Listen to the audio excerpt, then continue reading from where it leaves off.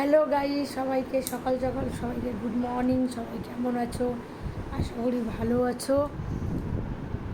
আমি সকাল সকাল চা নিয়েছি। এটা আবার জন্য কেউ কিছু ভেবো না, তেল এসে পড়েছে। প্রচুর রান্না করি তো তো গায়ে তেল এসে পড়েছে, পড়ে এই অবস্থা। আর সকালে নিয়ে নিচ্ছে চা। আমার ভাই বউ কী করছে সবাই দেখো তো। এই চিৎকার করিস কেন রে? চিৎকার করছে দেখো। এই চিৎকার করিস কেন? আমার বাথরুমটা বন্ধ কর। সকাল সকাল চিৎকার করছে। আর আমার ভাই ঘুম থেকে উঠলো। এখন কটা বাজে? চিন্তা করতে পারো, আমরা এখন চা খাচ্ছি। আমার গলা প্রচুর ব্যথা হয়েছে, ঠান্ডা লেগে না, সরি, চিৎকার করি, ভীষণ চিৎকার করি, ভীষণ ঝগড়াটা। ঠিক আছে, ব্লগ দেওয়া হয় না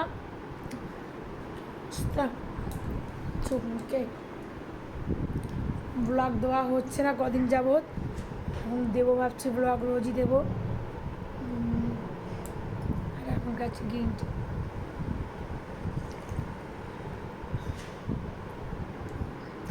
সবাই কমেন্ট করে বলবে আমার ভিডিও কেমন আছে। আর এক দাদাভাই আমাকে বলছে আমার চুল নাকি স্ট্রেট করলে ভালো লাগবে না। দাদাভাই, চুল স্ট্রেট করলে ভালো লাগবে না, কারণ কি আমি চুল স্ট্রেট করেছি, আর দ্বিতীয়ত চুল দুবার স্ট্রেট করাতে আমার চুল নষ্ট হয়ে গেছে। চুল একদম এত পরিমাণে চুল হচ্ছে ধারণার বাইরে।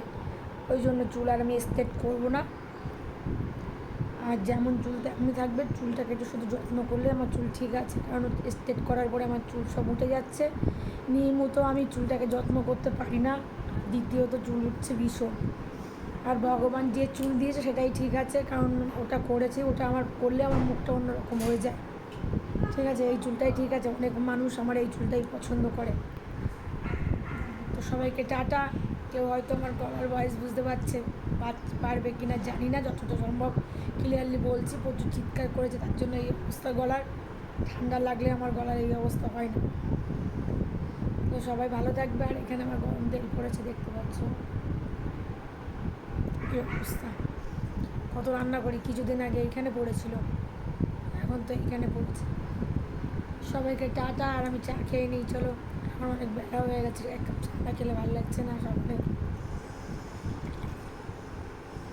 সবাইকে টাটা। সবাই ভালো থাকবে, সুস্থ থাকবে, সবাই সবাইকে সাপোর্ট করবে। আমি সবাইকে সাপোর্ট করি। টাটা।